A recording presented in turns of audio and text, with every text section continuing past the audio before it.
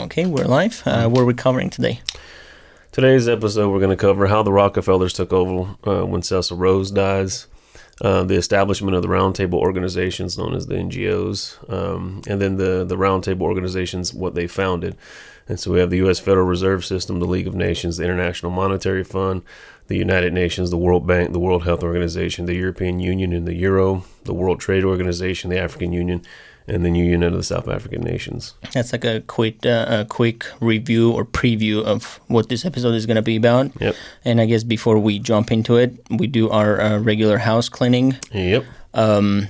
Thank you, everybody, for watching, as always. Definitely, thank you. Mm-hmm. We're thankful for the shares, likes, subscriptions in all the platforms, whether it's like Facebook, Instagram, here. Doesn't matter. We see it all. We appreciate it all. Yeah. So what we typically would say, the likes, the subscribes, the shares, the comments, those immensely help us, and they're deeply appreciated. You can support us at theiconiclabel.com where we have our hoodies, hats, and T-shirts for purchase. Patreon supporters, thank you for supporting us on Patreon. Not only that, for new people that would want to help us out, you can select your level of support there at patreon.com/theiconicpodcast. And people always ask which platforms are you on, so we'll reiterate from there: YouTube, Instagram, Facebook Podcast, Apple Podcast, Spotify, Rumble, Parler, Truth Getter, Truth Social Getter, Telegram, Twitter, TikTok, Odyssey, Patreon, BitChute, and those can be found, or a truncated list can be found at who.b/iconic. And so the next piece would be the highlights channel. Yep, we have a highlights channel because some of these episodes are coming out a little bit longer than we expect. Sometimes when the conversation is good, it just keeps going. Like our previous Cyvilan Podcast was almost over 2 hours. Over 2 hours, yeah. So for that, we have the Iconic Highlights channel. It's on YouTube, and we cut out some snippets to make it easier for people to consume. And also even smaller versions of those will start coming out on like TikTok, Instagram, like as in a real format or shorts, where it's even more scaled down, easily shareable and all that stuff. Yep. I think that's about it for the intro. So. Just jump straight into it then. Yeah, let's get straight. That's the fun part, right? So we're going to start with a quick review. So the last podcast, we went over the 4 political phases of the New World Order. And so phase 1 we detailed as monarchies, phase 2 nation states, phase 3 the corporate state, phase 4 the global state, and how each of those are going to interact with each other. And so monarchies get dissolved by revolutions, nation states will be dissolved by wars. The corporate state then consolidates all the wealth of all the nation states and puts the flesh on the bones for the global state. And then the global state is a consolidation of all the nation states, all the corporate states, into a single cosmocracy, or a single world government that basically consumes all the political, economic, and judicial systems of the entire world. And so from that, we mentioned the great consolidation from independent sovereign nations to a single world body globally governed under 2 unelected bodies. Secular power will be the United Nations on behalf of the religious power, which will be the Vatican. This is why it's represented with the 2 keys. And then we go from closed borders marked by national boundary lines to an open border policy. All nations lose their sovereign boundary lines. And so you get this idea that state lines and nation-state lines will mean nothing more than county lines do today. They go by regions, right? And start characterizing stuff by the to make it easier to govern. Yeah, way easier. And so it's a way to circumvent the power of the elected officials. Yeah, and then I don't know if we talked about it before. Then they'll have the elite class that would choose who would be over the region. Right. You don't really need people at this point to select and all that stuff. Yeah. So as John Coleman would say, they would self-select among themselves, and they're going to intertwine this idea of AI into the selection process to provide humanity with its best fit leaders, following this evolutionary strain. And so instead of going through like so there's a lot to cover or a lot to review from the last podcast. We kind of made it a little denser than usual, but there's a lot of good information in there. And we want to kind of pick up to where that left off. We passed the era where Cecil Rhodes, what's known as the Cecil Rhodes Milner RoundTable Groups, were beginning to form. And so this idea now that we want to cover is to pick up where when the Cecil dynasty dies off, who takes the mantle, who does he pass the torch to? And so that's the key component of this particular episode. And so from where we left off, we got all the way up until We explained the different factions within the Cecil Rhodes Milner Group, and now the question becomes, once these guys start to die off, how do they stay in touch before they pass away, and then what happens shortly after that? So you get this idea of like, Rockefeller makes them professional at it, right? So we start with the first question here. So how did these guys keep in touch after they kind of solidified exactly what it is that they were going to do? Well, shortly after Cecil Rhodes dies, the Pilgrim Society was founded to provide a platform in which the transatlantic elites could then meet. And yet, well, what is the Pilgrim Society? What is this about? Well, the Pilgrim Society, to promote the goodwill, good fellowship, and everlasting peace between the United States and Great Britain. So at this time, you still had this idea of like, we're going to build an empire. It's to be a British empire, an Anglo-Saxon empire. But now this is we're going to start seeing a fall away from that, because the characters that are then introduced to the group, those ideas seem too short-sighted. And so this is where you're going to get this formulation of, we like this infrastructure of Britain. We like the whole idea of bringing together all this combined wealth, all the resources. But your scope of this project is actually just too small. They outgrew England really fast, right? Yeah. Right, yeah.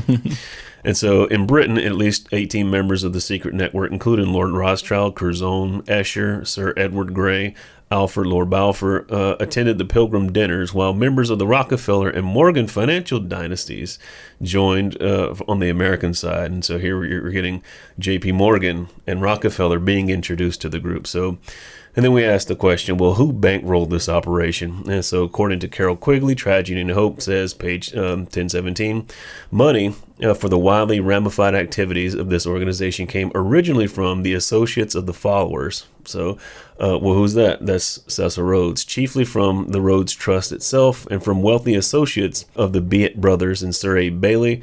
After 1915, from the Astor family. So remember, they were called the Cliveden set. The Cliveden set, that's because they used to meet at the Astor County House, right? So 1925, there's been a substantial contributions from wealthy individuals and from foundations and firms associated with the international banking fraternity, especially the Carnegie United Kingdom Trust and other organizations associated with J.P. Morgan, the Rockefeller and Whitney families, and the associates of the Lazard brothers and of Morgan, Greenfell and Company.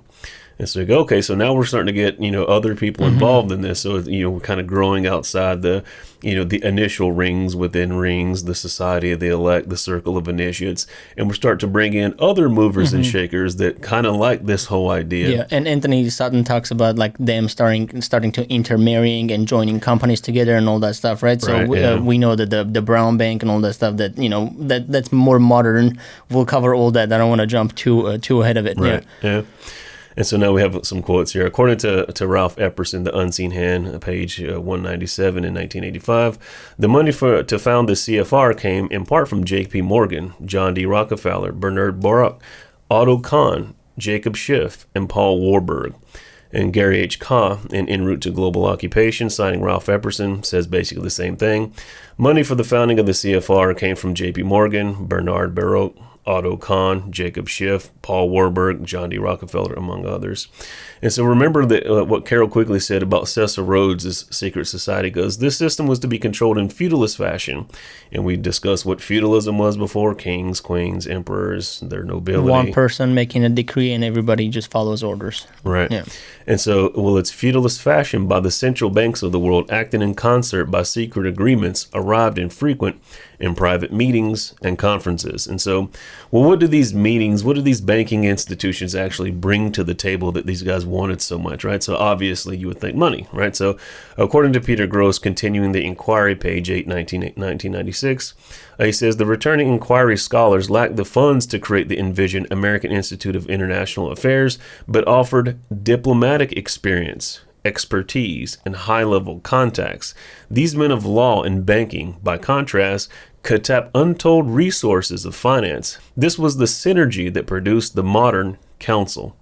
And so you go, okay, so it wasn't just the money. Yes, there were this untold wealth that they could tap into, but you get this other idea that we're going to get some intellectual guys, some guys who have expertise. Some advisors. There you go. Yeah. Right. So this is where you're going to get all of this language later about they're just advisory boards. We just want to, advise the United States government on policy and all that stuff, right? Yeah. Foreign and domestic policy, yes. And so Quigley notes in Tragedy and Hope, he says on page 568, he says, at the center of the group were less than a dozen investment banks, which were at the height of their powers, still unincorporated private partnerships. These included, and he has a list, J.P. Morgan, the Rockefeller family, Kuhn Loeb and Company, Dillon Reed and Company, Brown Brothers Harriman, and others. Each of these was linked in organizational or personal relationships with various, and he has another list, banks, insurance companies, railroads, utilities companies, industrial firms. And he says the result was to form a number of webs of economic power, of which the more important centered in New York, while the other provincial groups allied with these were to be found in Pittsburgh, Cleveland, Chicago, and in Boston. Think about the list that you just said. These are things that now there's even in the modern life, right? This happened when they set it up. We need all of those stuff. We need banks, we need utilities, we need the railroads or the whatever system it would be, transit and all that stuff too, right? Yeah. You have to get insurance. You have to use their companies and all that stuff too. So they did a good job of setting it all up. Yeah, and that's the key. They did a good job of setting up them to be the ones that we need. Yeah, and if we come to modern days a little bit more, they set up the whole credit score too, which will later be used more like what we see in China, where it's the social credit. Yeah. And so everything has a detailed checkered past. And so we get this idea, well, when did the change take place from this idea of a British world empire based in England to this idea of like this New World Order thing? When did that transition happen? So here we start to see this shift from a world empire based in Britain to this New World Order concept based in Manhattan or in New York. The center of the power was transferred from the Rothschild, Rhodes, Milner Group to the Rockefeller, J.P. Morgan, Rothschild Group. And so later Rockefeller will then donate the land for the United Nations. It's kind of like their half-built Death Star, right? It's not fully built, but it's currently operational, right? If you know what it's going to do, it's scary, right? Yeah. That's the it's a really good analogy, right? So who are the RoundTable groups actually? So Jim Marrs in Rule by Secrecy, page 89, he says, the RoundTable started out as a collection of semi-secret groups formed along the lines of the Illuminati and Freemasonry with inner and outer circles in a pyramidal hierarchy. The inner circles were called the Circle of Initiates, or the Elect, while the outer circle was called the Association of Helpers. Two members of Rhodes' inner circle of initiates were British financiers. Well, who were they? Lord Victor Rothschild and Lord Milner. And so Carol Quigley notes again on page 1017, once again, the task was entrusted to Lionel Curtis, who then established in England, in each dominion, a front organization to the existing local RoundTable group. And so here's where we're going to start to see like all the different various rings pop. So you can have rings within rings of power. That goes back to Adam Weishaupt. He says less than 1% of the entire population. You can control the entire world. And it was through this rings within rings pyramidal structure that it was to be done. Yeah. And it's also kind of like the idea of the divide and conquer too, right? The smaller you can break down those rings or like the areas, and then you put your leader there, it's much easier to control it too. It's a lot easier, right? And so, well, what was the RoundTable front organizations that Lionel Curtis set up? What were they and what do they do? So continuing on page 1017, it goes, this front organization called the Royal Institute of International Affairs had its nucleus in each of the existing submerged RoundTable groups. So in New York, it was known as the Council on Foreign Relations, and it was a front for J.P. Morgan and Company in association with the very small American RoundTable group. And so according to Carol Quigley, again, in the Anglo-American Establishment, 260, 1981, the associates of J.P. Morgan and Company created an American parallel group to the Rhodes Milner Group before the First World War. Alan B. Jones, in his book How the World Really Works, 1996, says, during the Versailles Treaty, talks after the war, Roundtable members Lionel Curtis, Balfour Milner, and others formed an above-ground group called the Royal Institute of International Affairs for the purpose of coordinating Anglo-American cooperative efforts. Well, what else did these guys do?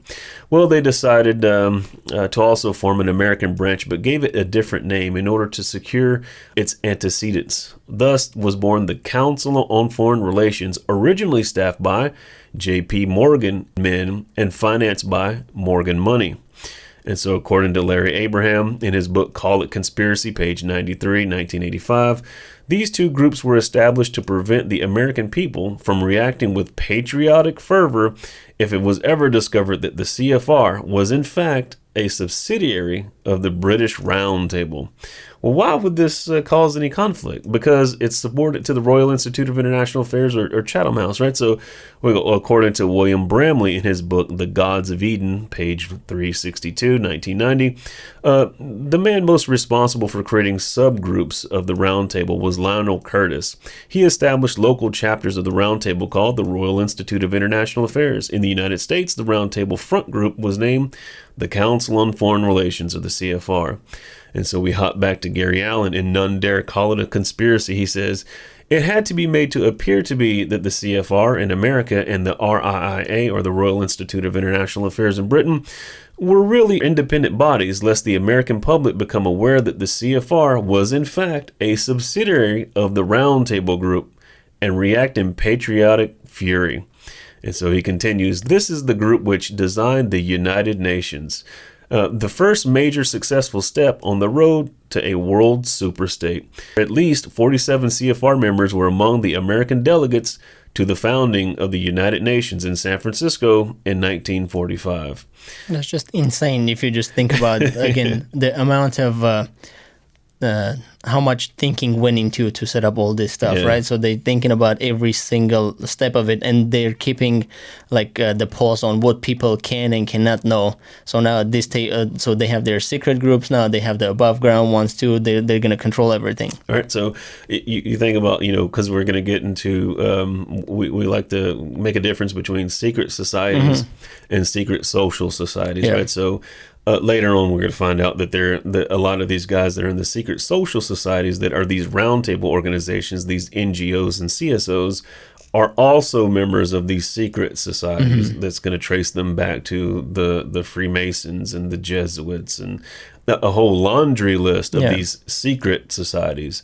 And so as we continue here, we have two patterns that emerge, right? The roundtable groups and their sub-organizations. Number one, the increase of power of international bodies of the unelected officials, right? So they're going to increase that power. And so, wait a minute. Well, what international bodies of unelected officials are you referring to? Well, we already mentioned that it's the United Nations, the International Monetary Fund, the Bank of International Settlements, the World Court. And under the United Nations, you have the Food and Agriculture, or FAO. You have labor. You have trade and investment, environment, education, science and culture, human settlements, refugees, industry, tourism, food programs, healthcare, patents, copyrights and trademarks, economy, population and reproduction, drug control, public information, any and every function of an administration within a government. They're creating this, as it's going to be called later, this upper parallel counterpart. That's what amazes me, right? So you go back hundreds of years, they set those things up. So which tells you what we see now. This is just part of the plan that was planned years ago, and they're setting up stuff that they're going to do years from now too. Right. So these guys are thinking not only decades, not only generations, but millennia ahead. And they have been. There's this history. This stuff doesn't all start with the roundtable groups, because there's organizations that are behind the roundtable groups that have nothing to do with the Cecil Rhodes Milner Rockefeller Rothschild arm of it. And that's, when we get to the mystery religion stuff, we'll see how that aspect works. And so the next piece that they set up, all of this was given over different unions, right? So you have the European Union, the Asia Pacific Union, the Union of South American Nations, the proposed North American Union, the Central American Union proposed in 1991, the European Union 1993, which with the Euro, and then the EU institutions, or what was known as the EU project that gave us the European Union, the African Union 2002, the Asian Union 2002. The Pacific Union proposed in 2003, the South American Union proposed in 2004 and signed in 2008. The North American Union, again, that's still on the books. It kind of got a lot of heat, and so they kind of backed off that one, but they're going to eventually come back to it. Then the proposed Mediterranean Union in 2007. And so they divided that into different regions. And so you get these 10 unionized world regions, which were planned. And so region 1, you have Canada, the United States, Mexico, and America. Region 2, Western Europe, British Isles, Norway, Sweden, Finland, and Turkey. Region 3, Japan, Pacific Islands. Region 4, Australia, New Zealand, South Africa. Region 5, Europe, or Eastern Europe, Russia, Siberia, Mongolia, Korea, and so forth, all the way up to China in the 10th region, right? So clearly they're setting up the United Nations as the infrastructure of a world superstate, providing with it police powers, right? So they get this idea that NATO, everybody contributes, the member states contribute to NATO, everybody's basically giving out some either military equipment or soldiers. Yeah. So all of that stuff is done under this idea of peacekeeping. So you have the United Nations have peacekeeping powers, along with NATO is this intergovernmental military alliance of the 28 European countries and 2 North American countries. No secret who the 2 North American countries are, Canada and the United States. And so what do these international bodies then do? Well, these international bodies of unelected officials set up international law. And the international law policies then undermine the national sovereignty of each nation.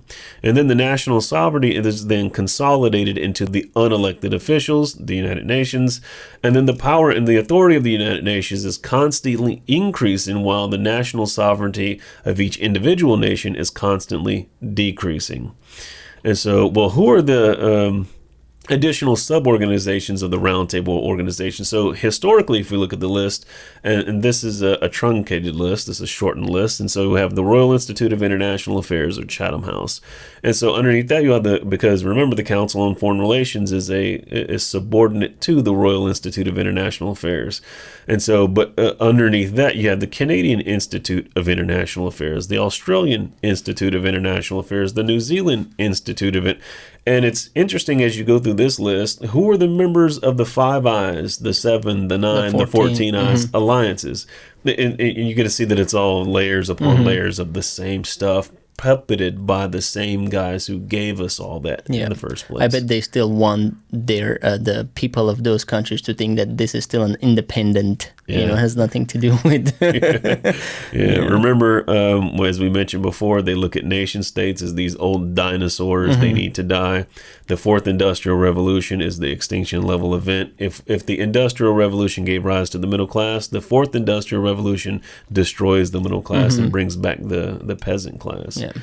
And so this is what they're working to do. And so, well, what other sub-organizations are there? Well, you had the Bilderberg Group, you had the Club of Rome. And when you start looking at these, the Club of Rome consists of 100 full members, right, full-time members selected from current and former heads of state, heads of government, United Nations administrators, high-level politicians and governmental officials, diplomats, scientists, economists, business leaders from around the globe. The Club of Budapest, to expand beyond the scientific purpose, for the General Evolution Research Group, to try to mobilize the resources of humanity to meet future challenges. That sounds a lot like the World Economic Forum, right? So, but the World Economic Forum is a different entity. And so then you have the Club of Madrid, 65 countries. The Club of Madrid is the world's largest forum of former heads of state and government. So who are we hearing about? No, you hear about the World Economic Forum. When's the last time you heard anything about the Club of Madrid? I mean, in the outside of our conversations, never. Yeah. Right. And so now, when you look at and then there's going to be a common thread amongst all these guys. But there's also the Trilateral Commission. There's the Committee of 300. John Coleman does a good job at covering the Committee of 300. And then we have our think tanks that are, set up. So Carnegie Endowment for International Peace, the Center for American Progress, the Center for Global Development, the Center for Public Integrity, the Center for Strategic and International Studies, the Center for Budget and Policy priorities, the East-West Center, the National Bureau of Economic Research, the National Center for Policy Analysis, Public Agenda, Social Science Research Council, World Economic Forum, Center for American Progress, the Atlantic Council. And then we get into our institutions, the Tavistock Institute, the Stanford Research Institute, where you have the Standard Research Center, the Nelson Rockefeller Institute for Government, the Brookings Institute, the Hoover Institute, the Aspen Institute, the Cato Institute, the American Enterprise Institute, a whole long laundry list of all of these different institutes. And then we get into our foundations, the Carnegie Foundation, the Rockefeller Foundation, the Open Society Foundation, the Century Foundation, Heritage Foundation, Bill and Melinda Gates Foundation, Ford Foundation, the Cini Foundation, and the Ditchley Foundation. And so we mentioned that there was two things. So the second thing that they were doing was the RoundTable group systematically create multiple front organizations, or fronts within fronts within fronts, much like the secret societies do, right? Like the rings within rings. So it's always harder to get to them, right? Right. Yeah. And so when you start doing your research, like, so if you want to find out about, most people know about DARPA. Minor Corp is kind of a little bit kind of like more off the grid, and then the guys behind that, the Jason Group, right? So that's the tip of the spear in terms of scientific development. These guys are considered the elite, but they publish in the Minor Corp name so that nobody knows about the Jason Group. So, and I mean, even like recently was exposed with this big pharmas, right? Like it would be your Pfizers and J&Js, and if they have all these companies, if something goes wrong, they take the blame and the company is resolved and they're intact, right? Yeah, they will pay out that $2 billion, $2 trillion, whatever the amount is, right? But chump change. Yeah, chump change. And so now we get to, what was the temperament of this group? So, somebody like Quigley, who's detailing this group, we have to go to him to figure out exactly what their temperament was. And so page 1020, he says, these organizations and their financial backers were in no sense reactionary or fascistic persons. To Quigley, they seem like, pretty good guys, as communist propaganda would like to depict them. And so quite the contrary, he says, they were gracious and cultured gentlemen of somewhat limited social experience who were much concerned with the freedom of expression of minorities and the rule of law for all. I don't really buy that one because, as you kind of go through there, to have the type of ambitions that they have and the way in which, more data comes out after Quigley, clearly these guys aren't, the philanthropists that Quigley would like to make them out to be, right? And so as we continue, Carol Quigley in Tragedy and Hope says, the Rhodes Scholarship, which Clinton received, are known to everyone. What's not so widely known is that Rhodes, in 5 previous wills, left his fortune to form a secret society, which was to devote itself to the preservation and expansion of the British Empire. And what, page 66, what doesn't seem to be known to anyone is that secret society continues to exist to this day. There does exist and has existed for a generation an international Anglophile network which operates to some extent in the way that the radical right believes that communists act. In fact, this network, which we may define or identify as the RoundTable groups, has no aversion to cooperating with the communists or any other groups, and frequently does so. So their menu, their appetite is not just limited to any of these groups that if it's communist, it's okay. If they're fascistic, it's okay, because they have a greater goal, a greater mission in mind. Yeah. And so we can ask another question: why is Professor Quigley saying all this? I mean, after all, how would he know of such Anglophile network? Quigley continues and says, I know of the operations of this network because I have studied it for 20 years and was permitted for 2 years in the early 1960s to examine its papers and secret records. I have no aversion. So he's kind of okay with this stuff. I have no aversion to it or to most of its aims. and have for much of my life been close to it and to many of its instruments. I have objected in the past and recently to a few of its policies, but in general, my chief difference of opinion is that it wishes to remain unknown. And I believe its role in history is significant enough to be known. Okay, it seems like Quigley has a soft spot in his heart for these guys, right? So what happens next? Well, after the initial Milner Group dies off, now let's get into the goodies.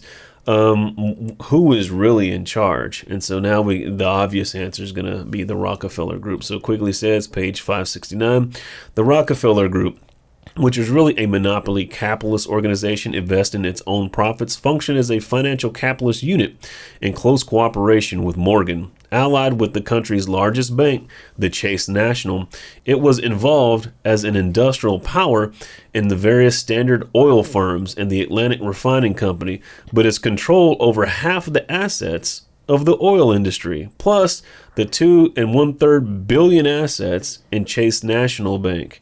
Okay, so there's this, imagine back in the day, this is immense power, right? So $2 trillion. Yeah. So now, Gary H. Cott in Route to Global Occupation says, page 31, the most powerful man in the CFR during the past 2 decades has been David Rockefeller, the grandson of John D. Rockefeller. Along with being a council director for 36 years, David served as chairman on the board from 1970 to 1985 and remains the organization's honorary chairman. During this time, David was also chairman of Chase Manhattan Bank. He later dies at 101. Well, David wore many hats. Yeah. We're going to see how many. So Ka continues and says, the Rockefellers are in no danger of losing control of the CFR anytime soon. Another generation of family members are being groomed to continue their tradition.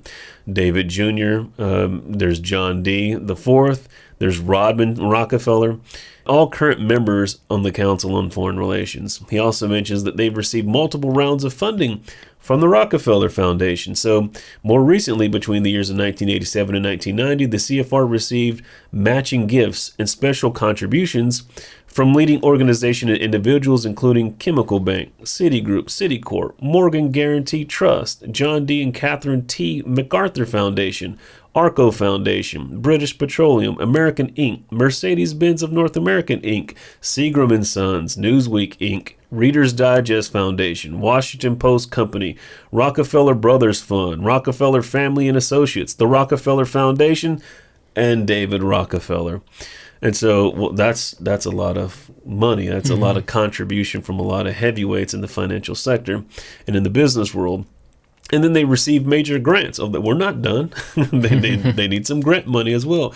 Well, during the same period, the CFR received major grants from other major corporations and foundations, including, this is a partial list, American Express Philanthropic Program, the Asia Foundation, the Association of Radio and Television News Analysts, the Carnegie Corporation of New York, the Ford Foundation, the General Electric Foundation, the General Motors Corporation, the Hewlett Foundation, the Andrew W. Mellon Foundation, the Rockefeller Foundation, and the Alfred P. Sloan Foundation, and the Xerox Foundation.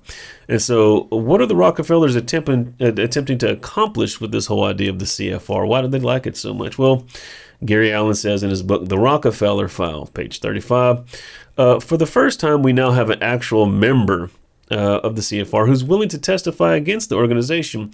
He is Admiral Chester Ward, U.S. Navy retired, who was he was a hotshot youngish admiral and had become Judge Advocate General of the Navy.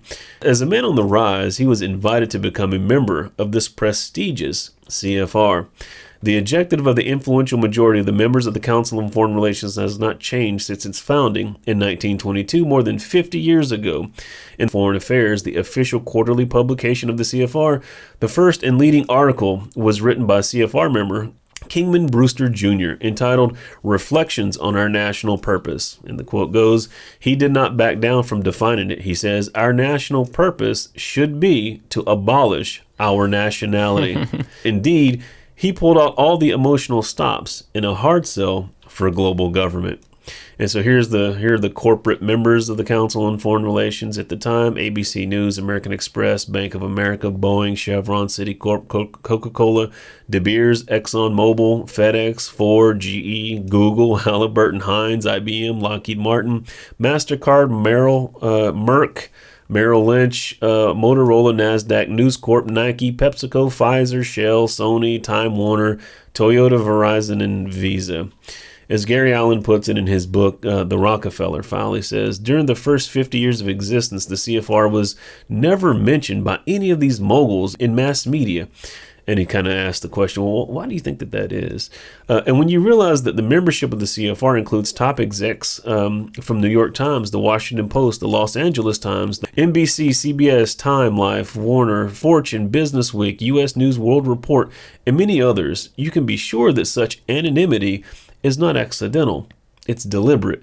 They control or own major newspapers, magazines, radio and television networks, and they control the most powerful companies in the book publishing business. Mm-hmm. That's back then, and now we have all the social medias, internet. Yeah. And so now we asked the question, how big of an influence do the Rockefellers have over the RoundTable groups? Well, it's an interesting point that the CFR logo, the Latin phrase "ubique," means everywhere, but literally. This is me. I think the slogan for the Rockefeller, it's a slogan for the Rockefeller Consortium, because literally they're everywhere. Because it's actually the Rockefeller Consortium that's everywhere, as we shall see. And so if Cecil Rhodes was the grandfather of the Roundtable idea, then David Rockefeller would be its father, nourishing it to life. What the Rhodes Milner Roundtable Group was unable to accomplish was realized under David Rockefeller and the Rockefeller Consortium. So David Rockefeller is the common denominator. He bridges the gap between the original Rhodes Milner Roundtable members, continuing their legacy, but tweaked it a little bit. Let's get off this idea of a British empire. We upgraded, make it better, right? Yeah. There you go. We're building it from the scratch in-house. We don't need their military. We'll build a better one. Yeah. Exactly. And so there was a tweak to the original plan. A shift is made from making an Anglo-Saxon British-American empire to a global government centered in Manhattan with the United Nations as the front organization. And so now the next logical question was, how did Rockefeller end up taking over this group? Well, in 1921, you have this Rockefeller influence on the founding of the Council on Foreign Relations. And then you have him, David, being chairman from 1970 to 1985. And then at the same time, back in the day, 1921, John D. Rockefeller Jr., helped found the Royal Institute of International Affairs, a.k.a. Chatham House. Mm-hmm. And Chatham House has continued to receive funding from the Rockefeller Foundation from its inception, and still listed as one of the foundation's guarantees today. And so 1954, David Rockefeller was a founding member of the Bilderberg Group. The primary function is to oversee the European project that brought about the European Union. And so he served on the advisory board and was a regular attendee at the meetings until the age of 98.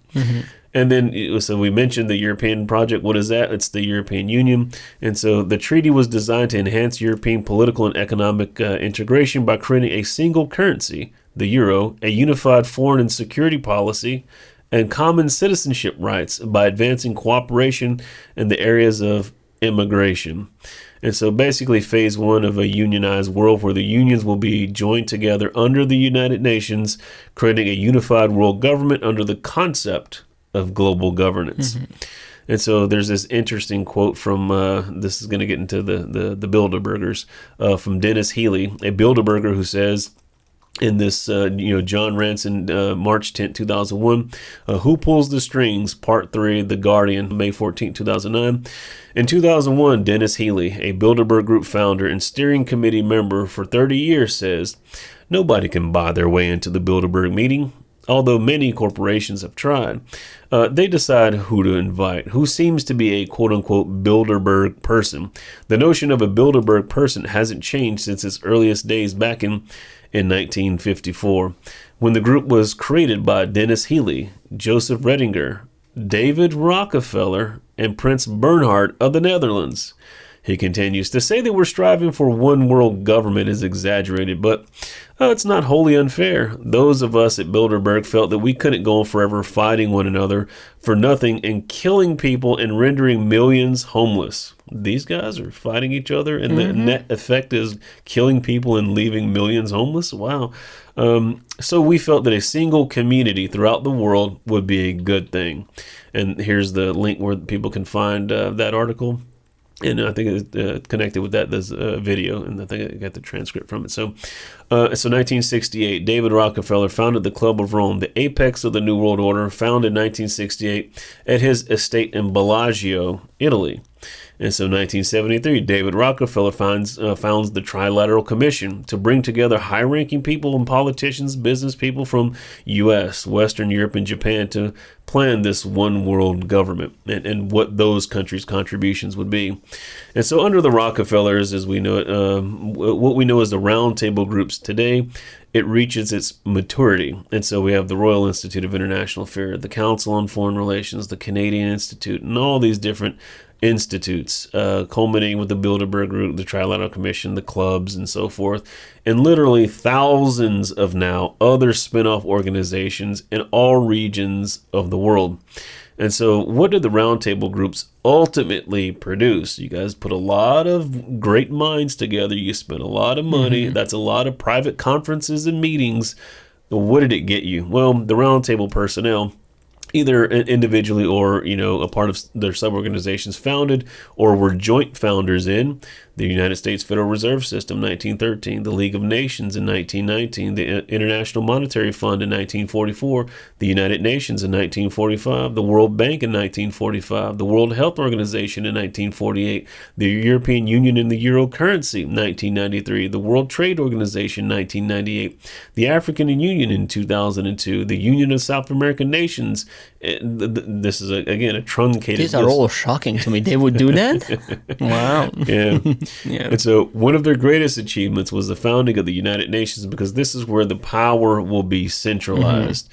Because now you have so many organizations, now you have to control those too, right? Yeah. And so these organizations are siloed in all these different countries, and they have one job: sovereignty. This final hurdle to world government, it has to go. And so now we have, what is the agenda of the United Nations now? Well, John Coleman, in his book, The Story of the Committee of 300, says, a one world government, a one unit monetary system under permanent, non-elected, hereditary oligarchists who self-select from among their numbers, in a form of feudal system as it was in the Middle Ages. Oh, that's what we've been talking about this whole time. That's an excellent summary there by John Coleman. So they know exactly what they're doing, to say that this naturally happened and then things just fall in place. No. Absolutely not. Especially once we start getting into the mystery religions, when we can go a little bit further back before all these things start happening. Yeah. And so why there's such cohesion amongst these guys. Yes, there's competition in terms of business, but cohesion, this brotherhood that they have, right? So that's an important piece, because that's a whole nother element that, why did these guys all of a sudden decide to work together? Is this common goal that's going to be beyond their own lifespans, right? So, and they're willing to lay things aside. Like Cecil Rhodes is like, I'm willing to lay my entire fortune aside for this. My family members, not so important. This other brotherhood that's going to help me create this this effigy to something else, that becomes important later. And so December 15th, 1922, the CFR endorses a world government in its magazine, Foreign Affairs. Author Philip Kerr states, obviously there's going to be no peace or prosperity for humanity as long as the earth remains divided into 50 or 60 independent nations until some kind of international system is created. The real problem today is that of world government. Interesting. I mean, leave some for us to discover. Don't just spill it out like that, Let us conspiracy theorists do some digging. It's so funny. Yeah. And so you see, we've come full circle. The Ouroboros, the snake that eats its own tail, the fertility, life, death, and rebirth. That's another one really interesting podcast that I can't wait until we cover, when it comes to all the symbols and signs and all that stuff too. Yeah. That's going to be fun. And so, again, monarchy is destroyed by revolutions. Revolutions give rise to the nation states. The nation states ravaged by engineered wars, wars limited by geographic boundaries, pillaged by corporations and NGOs, funded by private central banks, giving rise to what's today known as the corporate state. The corporate state then puts the flesh on the bones of the global state, currently the network of thousands of NGOs and CSOs and corporations working together, controlling the political, economic, and judicial systems of the entire world. And so the headquarters of the global state outwardly is the United Nations, inwardly is Rome. And so we'll find out why it's going to be Rome later. The entire system is nothing more than a feudalistic kingdom, as it was back in the Dark Ages when the unholy Roman Empire was at its zenith, 500 to 1500 AD. But this time it's spread over the entire world.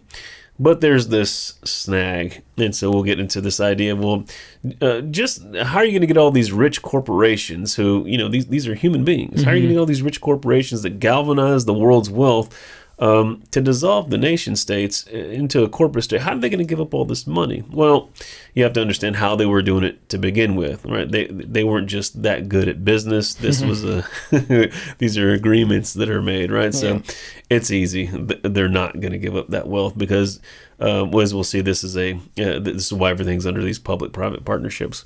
And so they are the ones that's setting up the global state. It's not like the global state is waiting, you're like, hey, give me my fair share. That is the system that all of that effort is being pushed towards. Yeah.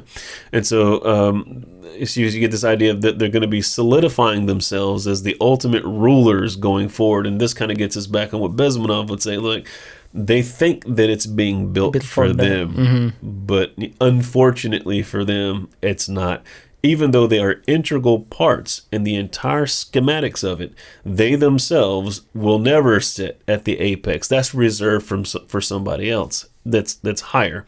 That is a 100% connection to the mystery religions, that all of this stuff is being done in homage to. Yeah. And again, we will learn that not everybody that's part of the building process even knows who they're building it for, right? Most don't know. Yeah, so there is the few that know that who is it built for. They don't even claim to, that they're going to be the ones, but everybody else, the ones that they think it's for them, that's going to be sad for them. Yep. Yeah. And so now you get this idea like this thing is going to be woven together through international law, through public-private partnership agreements. And so inherent in all this false flag chicanery and all this manipulation of the markets and all this phony drug and war wars, throughout it all is this legal framework that's being woven throughout the tapestry of the entire New World Order system.